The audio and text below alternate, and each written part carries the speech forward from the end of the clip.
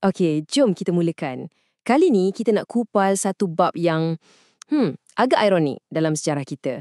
Macam mana pendudukan Jepun yang kita tahu sangat kejam tu boleh pula secara tak sengaja menyemaratkan lagi semangat untuk merdeka. Masa tentera Jepun sampai ke Tanah Melayu, diorang datang dengan satu slogan yang cukup power. Asia untuk Asia. Kononnya nak bebaskan kita semua daripada penjajah barat.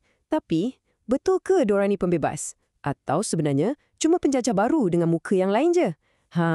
Inilah persoalan utama yang kita nak bongkar sama-sama. Cuba anda bayangkan sekejap betapa terkejutnya orang masa tu bila tengok British, kuasa besar yang semua orang anggap kebal dan takkan kalah, boleh tumbang macam tu je. Cepat pula tu. Peristiwa ni bukan setakat buka pintu untuk Jepun masuk, tapi dia buka satu benda yang lagi besar. Ia buka minda orang tempatan. Tiba-tiba, idea untuk merdeka nampak macam tak mustahil lagi. Asia untuk Asia. Slogan ni memang betul-betul menjadi. Pandai Jepun main propaganda. Dia lukis satu gambaran yang cantik, kononnya kita semua ni satu keluarga besar Asia, bebas daripada cengkaman barat, di bawah satu bumbung lingkungan kemakmuran Asia Timur Raya. Siapa yang tak tertarik kan? Dan ya, pada mulanya memang ramai yang percaya. Yelah, bila Jepun boleh kalahkan British, ia macam satu bukti yang orang Asia pun boleh lawan kuasa barat. Terutamanya untuk golongan nasionalis macam Kesatuan Melayu Muda atau KMM. Ini macam satu lampu hijau lah. Impian nak merdeka tu dah bukan sekadar angan-angan kosong. Tapi, macam orang kata, bulan madu ni sekejap je. Janji-janji manis tentang pembebasan tu semua perlahan-lahan bertukar jadi mimpi ngeri. Tangan yang dulu dihulur untuk bersalam, sekarang dah bertukar pegang cemeti.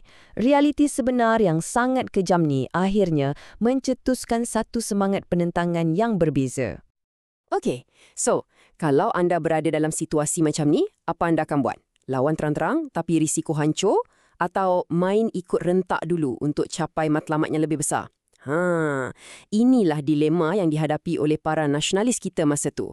Dan ramai antara mereka pilih jalan yang lebih pragmatik, iaitu bekerjasama.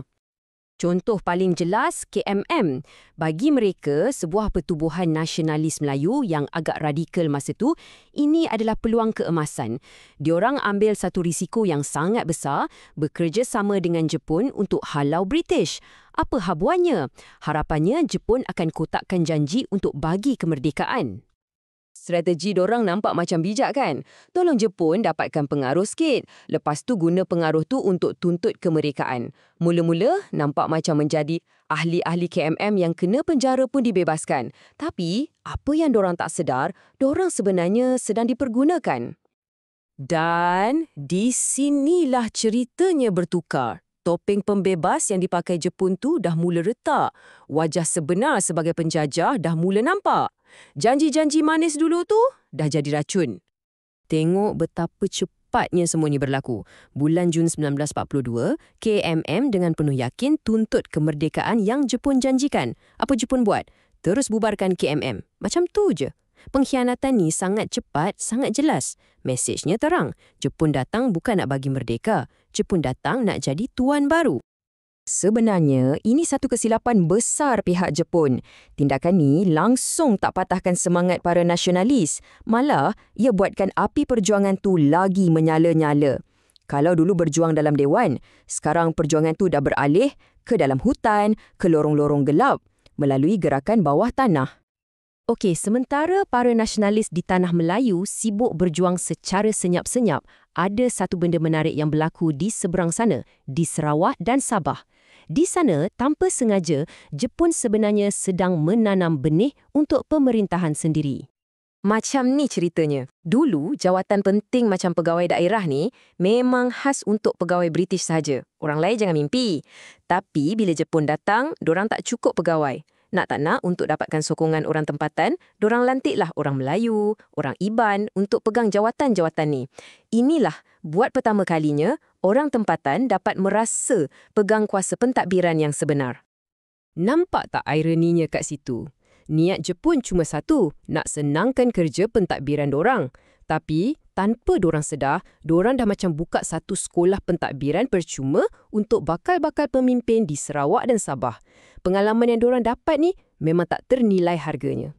Dan pengalaman ni membina satu benda yang lagi penting dari kemahiran teknikal, iaitu keyakinan diri, self-confidence. Diorang berjaya buktikan pada diri sendiri dan juga pada dunia yang diorang pun mampu tadbir negara sendiri. Keyakinan inilah yang jadi asas penubuhan parti-parti politik lepas perang. Contohnya PKML di Labuan. Benih tu dah disemai, tinggal nak tunggu tumbuh je. Jadi, bila kita pandang balik zaman pendudukan Jepun ni, apa yang patut kita ingat? Memang, ia satu zaman yang gelap, penuh penderitaan dan kekejaman. Itu kita tak boleh nafikan. Tapi di sebalik semua kegelapan tu, ada satu legasi yang sangat paradoks, sangat kompleks. Inilah dia legacy paradox tu.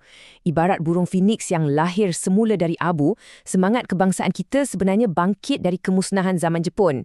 Penjajahan yang kejam tu secara tak sengaja telah hancurkan mitos yang orang barat ni kononnya hebat sangat. Ia bagi orang kita keyakinan untuk tentukan nasib sendiri. Pendek kata, ia adalah satu pemangkin, satu katalis yang menyakitkan, tapi mungkin sangat diperlukan. Dan ini membawa kita kepada satu persoalan yang lebih besar untuk kita fikirkan, kan? Adakah sejarah ni seringkali dibentuk oleh akibat-akibat yang tak dijangka macam ni? Kisah pendudukan Jepun ini seolah-olah memberitahu kita, ya, kadang-kadang jalan menuju kebebasan tu penuh dengan liku-liku yang tak terduga dan pengajaran yang pahit. Apapun, terima kasih kerana mengikuti kupasan kali ini.